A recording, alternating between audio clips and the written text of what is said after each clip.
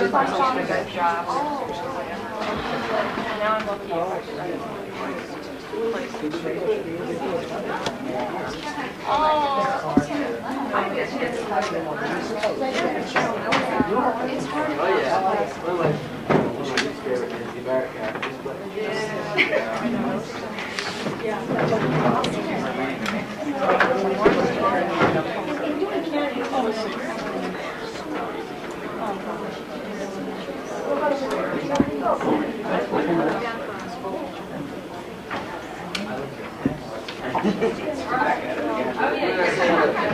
All right, if I can have your attention, I'd like to welcome you to the first annual Dark Shadows Festival.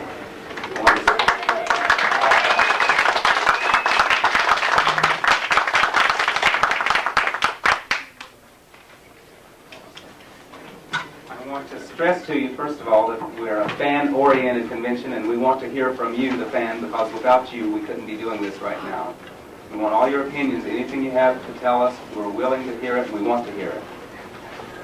Right now, we've got some inserts in the registration program, and we want you to fill out, and that'll help us with the programming tonight and through the rest of the convention. We have a film ballot, a questionnaire, a costume. We want you to fill out the questionnaire and the film ballot, and you can turn them back into the registration desk. We would like to have that film ballot. We'll give you a couple minutes right now if you'd like. Because what you choose on the film ballot by majority rule, majority vote, is what we will run. And, excuse me, do we have access to those other episodes? No, that may be First off, a few general hospitality rules. We're going to ask that you don't smoke for the other comfort of the people who don't. And during watching of the repeats or the movies, try not to make little comments and that might disturb other people watching the movie that came to watch the movie. We're going to have a living captions section. Short note here first from Robert Colbert. Says, sorry, but I won't be able to make it. I'm living in California now. Hopefully, hopefully in the future I may be able to make one of your conventions. I have a nice letter here from Donna Wandery. Says, I almost certainly will be able to be with you from 4 to 7 on Saturday, October 1st. I'm not sure though I can attend the dinner afterwards, but I will keep you informed. Best wishes.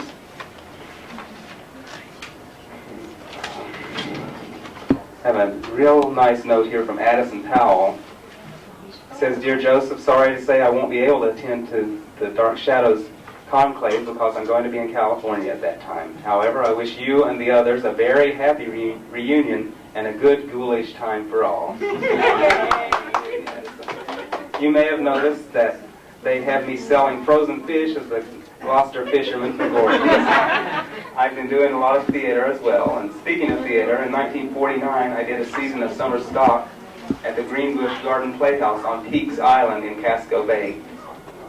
That just happens. He mentioned that because I'm living in South Portland, Maine right now, and it's about 2 miles out of town. It says Rod Steiger was also in the company that summer. So good luck again, Joseph. Nice hearing from you. Best regards, Addison Bud Powell. Okay. Got a very interesting note here. Thank you for your kind invitation, but I will be in Europe during your convention, and it's signed Alexandra Isles. And lastly, I got a wonderful telephone call from Joan Bennett, and she said she would have been delighted to come, and she appreciates all our interest in her, but she's doing a benefit at the Westchester Hospital this weekend. It's a benefit for Rita Hayworth for the disease she has, premature senility, and they're giving a benefit for her. But she said she would love to come, and if the timing was not, in conflict, she would be glad to come. So she made it plain to me that if we invite her next year, she's going to make every effort to come. So that was the 2 letters I did him. One of our confirmed guests, unfortunately, Laura Parker won't be able to make it. She had confirmed, but she's been under a doctor's care, unfortunately, for the past few weeks or so. And the doctor recommended that she not stress herself with the trip at the time. So she sent her regrets. She was planning to attend. That she was planning to attend, but she can't come right at the moment. Our guest Ron Sproat is definitely coming, so he'll be here for the. Yeah, okay. We have a special event on Monday. We're going to have the screening of The Suicide that Grayson Hall was in. You see at the registration table, we're going to have advanced registration for that as well. So if you want. Outside the hotel. Yeah. Okay, so. At what time? Well, the time hasn't really been set. You can get the details. Yeah. We haven't even told ourselves. You can get the details from registration days. So right now, if you have any questions, I'm going to go see what we can handle this unless you want to handle the art. Yeah. Okay, all right. Marcy has a few things to tell you about right now. Thank you, Joe. Yeah. We don't want to have, people going, well, why didn't they tell us about this and this? Or, well, if I'd only told them, but I told my friend. Well, that's fine, but we're all friends here. That's one thing we found in DS fandom. It's a very friendly years. So please feel free to tell us any ifs, ands, or buts. We'll take them. Okay, I want to go over a couple of these with you just in case you have any questions. Again, the film episode ballot is fairly self-explanatory. We would like these turned in definitely before you go to bed tonight, because we will tally them tonight and have the results posted in the morning, and that will determine what we are watching on the video screens as far as episodes go. And you can see there's quite a lot of episodes there that we can run. There's also the Dan Curtis film selections, and there's quite a few things here that are unusual. You don't see them very often in the convention, Dark Shadows or otherwise. Any explanations about what exactly Suspiria is or Burnt Offerings is, explanations are inside your program book. It tells you to refer to the pages in your program book if you need details. The other thing is the costume competition. By the way, somebody there told me her birthday is October 27th. She told me, well, most people don't know it, but she was down 30 almost when she started. Yeah, so you don't know who to bleach. But I bench she's around 42. The costume competition section, and Marcy's going to be passing out what you're going to be voting for the people on. We have 3 categories, 2 categories, and the card's pretty self-explanatory. We'll need the name of the person. I'll be introducing the people, and we'll need the name of the person and which character to play. As much information as you can remember. We're going to have it come through a couple of times, so it'll be some hard for you to remember.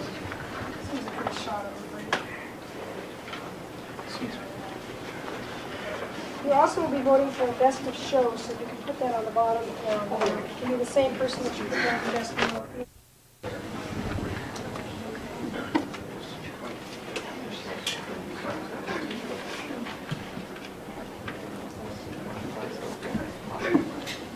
First off, I'd like to thank everyone that volunteered to wear one of our costumes today. And let's give them all a big hand.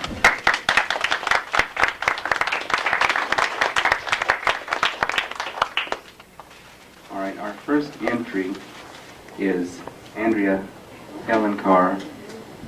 The character she's portraying is Carolyn from House of Dark Shadows. The designer is Elinor Higgins. The fabric is white chiffon. And lots of it.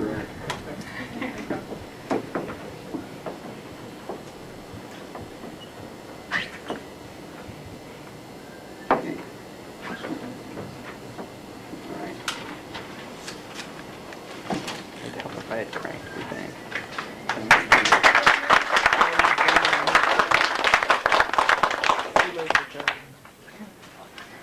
Okay, entry number 2. I'll wait until the The title and character and costume is How Much Is That Werewolf in the Window? The one with the shiny white fangs.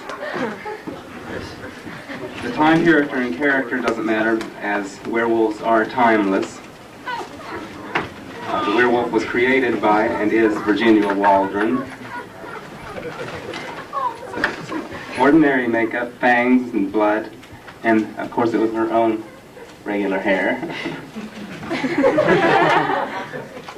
Okay. Why didn't you? Right. And you thought that werewolves were vicious, nasty beasts. Not all the time. The many moods of the werewolf, this playful pet, likes nothing better than a stroll in the park. Gail's Paradise is the owner of the pet werewolf.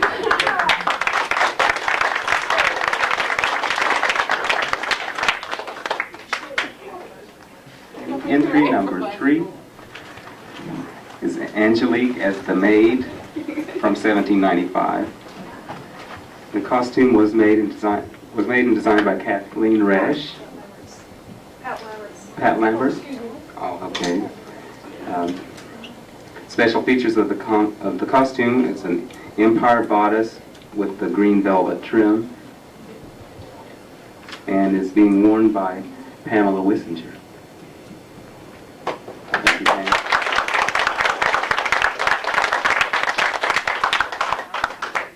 Our next entry is a vampire from Tennessee. And the source of the costume is suggestive of the Hammer vampire films. It was compiled by Jeff Thompson, who was wearing the costume. It's a red cape. It was created 12 years ago for Halloween. If you notice, he's wearing a special spider medallion that was purchased at a flea market 10 years ago. And that's Jeff Thompson as a vampire.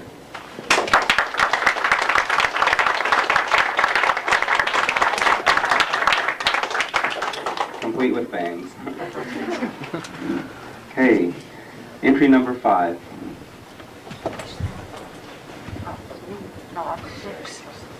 The character is Miranda Dubois from 1692. The costume suggests that she was a Puritan, although her actions deemed otherwise. I can't read the name of this petty name. Patty Lane? Patty Lane? Patty Day Creations in Boston. Okay. 99 Chauncey Street. All right, for the free plug, right? Special features of the costume: it is green French cotton, silver pentagram, also is one of the features, which obviously implies her link with Judah Zachary at the time, and this is Debbie Crocker.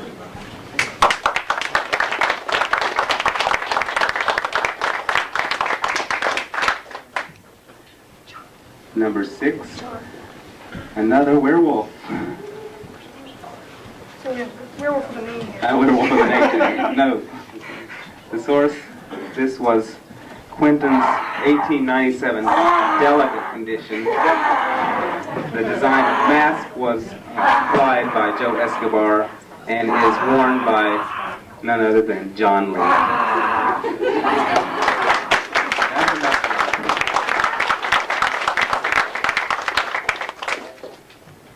Entry number 7 is Naomi Collins,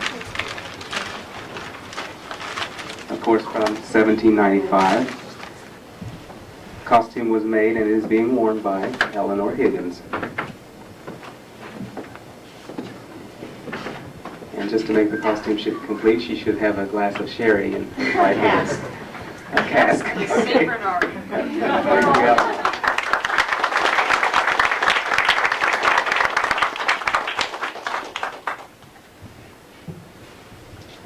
Entry number 8. Oh, Dracula. Joe Escobar made and is wearing his costume, complete with a black cape and fangs, and the slick down black hair with shoe polish. Thanks, Joe.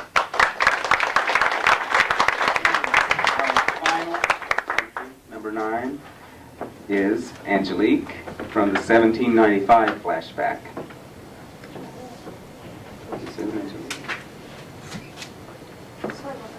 Is this Josette? Yeah. Oh, okay. Created by Maria Barbosa, bound by Pat Lamberts, and was worn by Andrea again. Okay.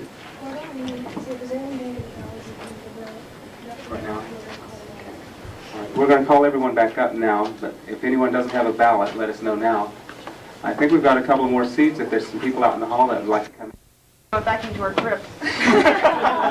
She's also character number 9, Joe Escobar as the vampire owner of the werewolf.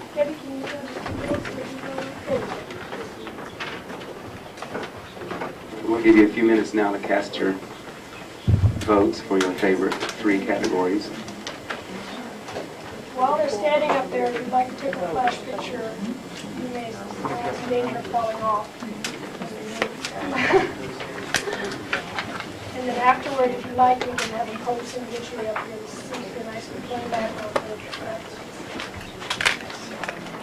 Okay.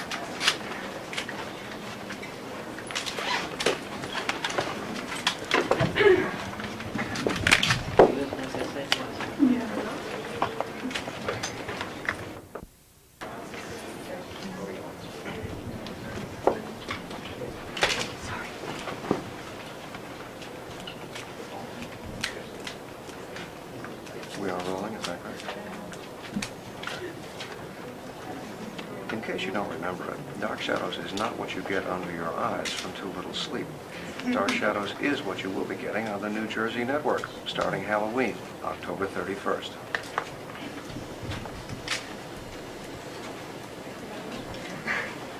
Okay. All right. If you would like to pass your ballots to the person into the center of the room, Carol will pick up notes for us. Also, we'd like you to remove your costumes for the last one. Like, one time, we did a really nice little picture that would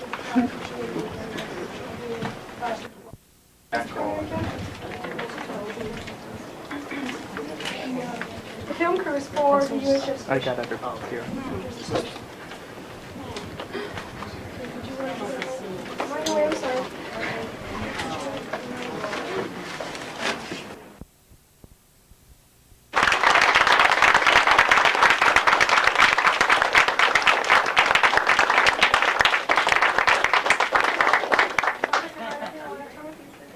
Okay, we'd like to have them now. Oh, go ahead. In sequence. So, once you get going here, we'll start with that.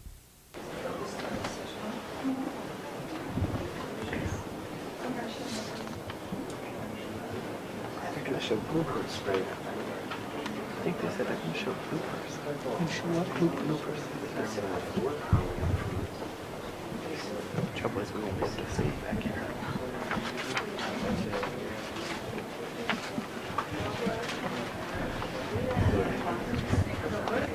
Nobody's here. No, they're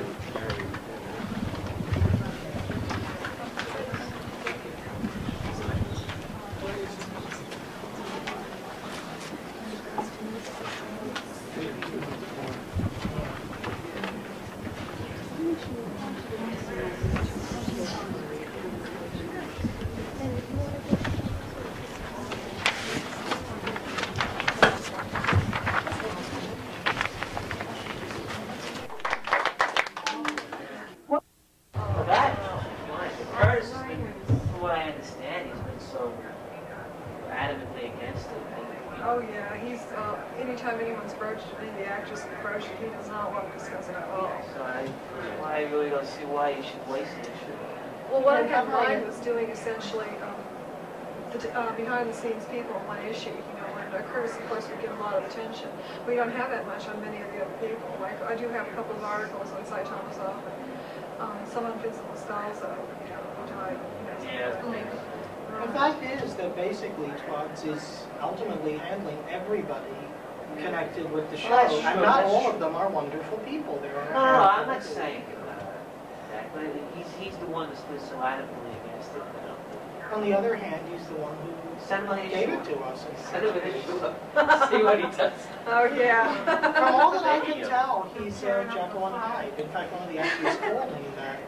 Maybe if we gave him some coverage, he might take his outlook on DS a little more serious. Free And realize publicity. maybe he should give it some attention. Exactly. He also might be in a mellower mood now that Winds of War was such a success.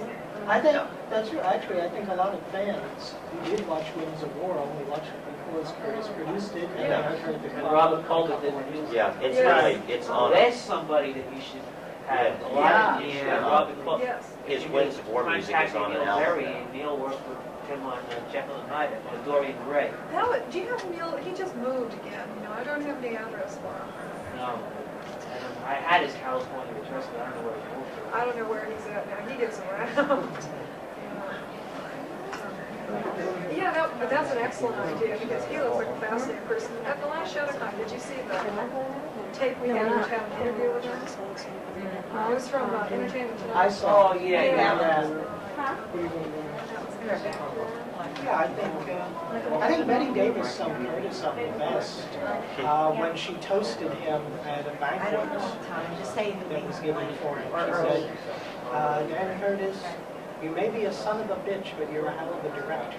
I don't, like, somebody, when I said, why waste an issue on Curtis, somebody said, well, he gave us a show.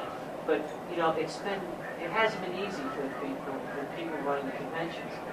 I mean, I always bring up Gene Roddenberry in Star Trek. Yeah. That's probably one of the main reasons why Star Trek, the conventions and stuff, has been so big, because they got not only most of the cast, but All eventually.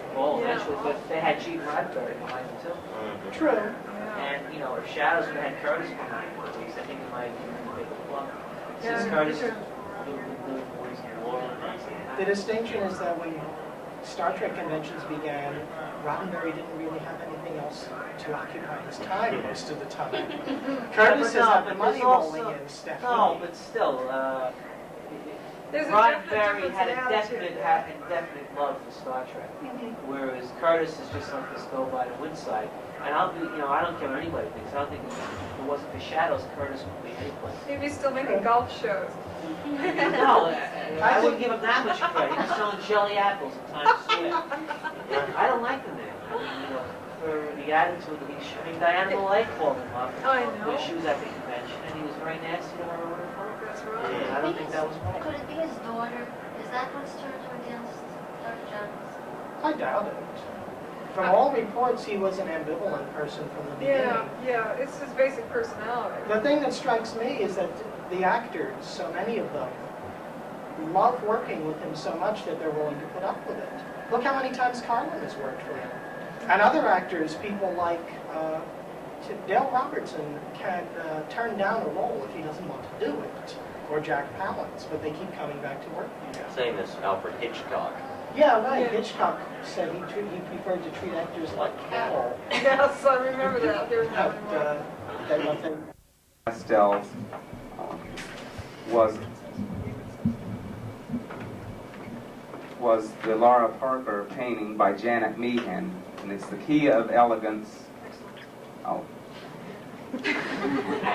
category color renditions, and Janet Meehan was the winner, and her prize is a key to the city of Collinsville.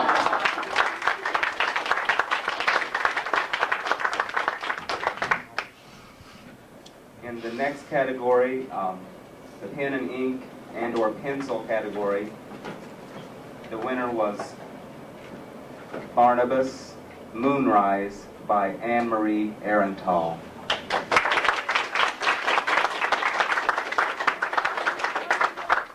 If Anne-Marie would come up and accept her key of excellence.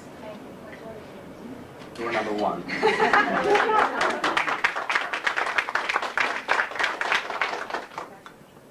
Our next category was the crafts category, either sculpture, puppets, models, collages, photography, and the winner was the Lyndhurst photos by Paul Sousa.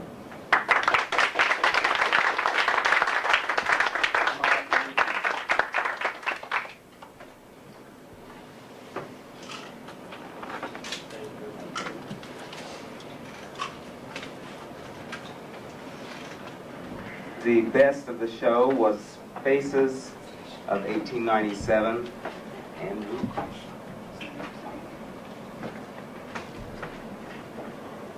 Is this Andrew Ellen Car? Yes, Andrew. Oh, okay. Right. And the winner was Andrew Ellen Car. And if someone can accept the award.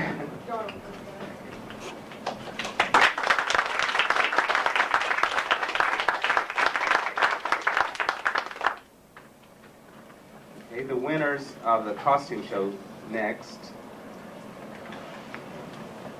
For the best male costume, the winner is the vampire from Tennessee, Jeff Thompson.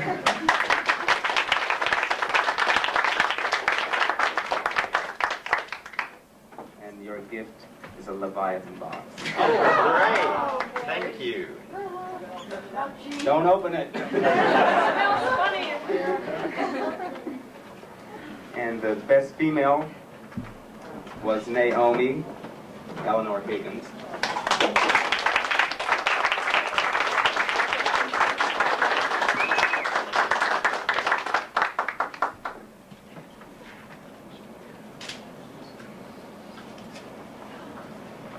The best group was the Werewolf and Keeper, Virginia Waldron and Gail Paradise.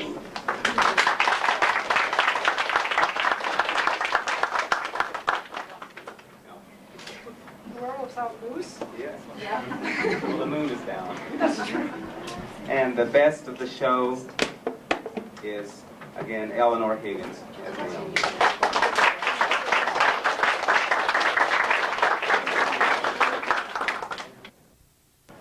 Of the convention. What's this change?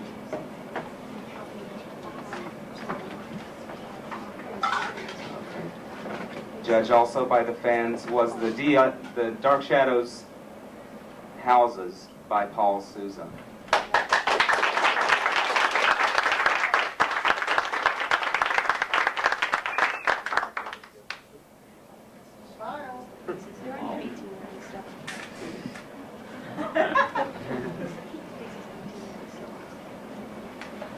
Should I go to the grid yet?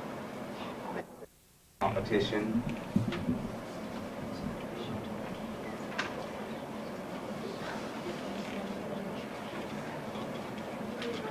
Okay, the master's level. The prize is a puzzle of Angelique. And the winner is Jeffrey Hamill.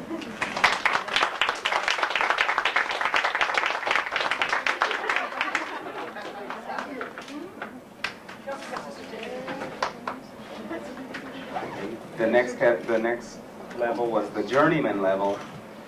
The prize is a Famous Monsters magazine.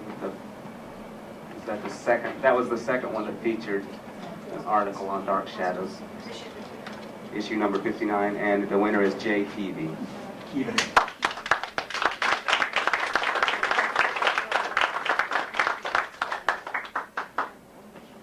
And we have five winners for the apprentice level. Right. And the 5 winners of the apprentice level were Jeff Arsenault, Carla Silberg, Lisa Koa, Joe Escobar, and Elaine Elaine, sorry. And we will be mailing a scroll and photo to you for that.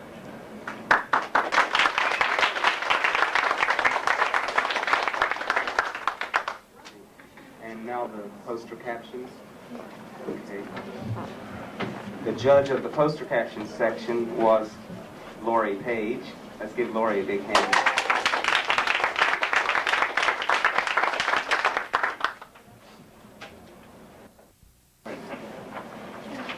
Lori's work was cut out for her because we had too many good ones. This was the photo of Letitia, Julia, and Pansy Faye, and the head of Judah Zachary. The third runner-up was by John Sheridan, and he said, Step aside, honey. Now what am I bid for this lifelike facial expression?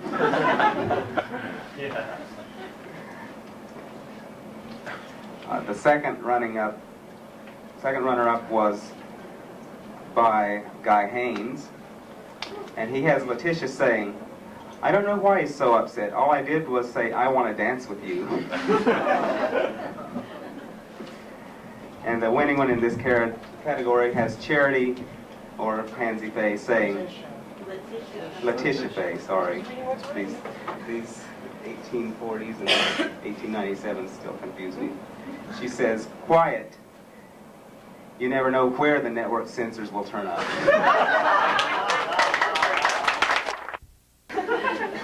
Thank you.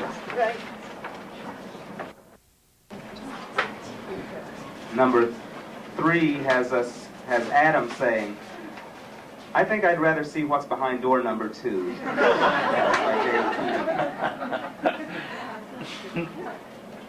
Am I pronouncing your name wrong, or? Keaveny. Keaveny? Number 2 has Barnabas saying, "Here's your new dialogue coach, Adam. Before she worked with me, I couldn't remember anything." And our first prize winner is by Guy Haines. "You'll love Julia, Adam. She'll keep you in stitches."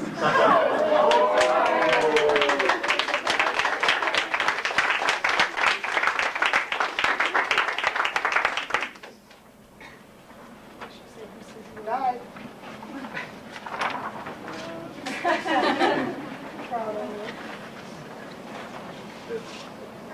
The third photo was of Quentin. Oh, no. So save that one for last. Okay, all right. The third one has Barnabas saying, "Foxtrot, honey," by Maria Barbosa. Number 2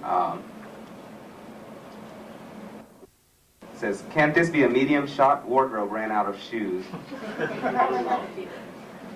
And oh, okay. B. Mings by Jeffrey Hamill. "Wait a minute, did I leave the water running?"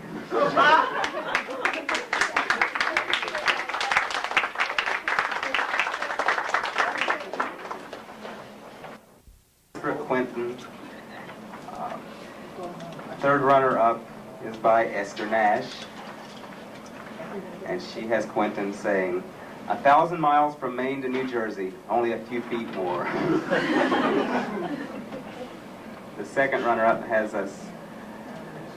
Quentin saying, "The keys to the liquor cabinet, give them back, Edward, please, please," by Jeffrey Hamill.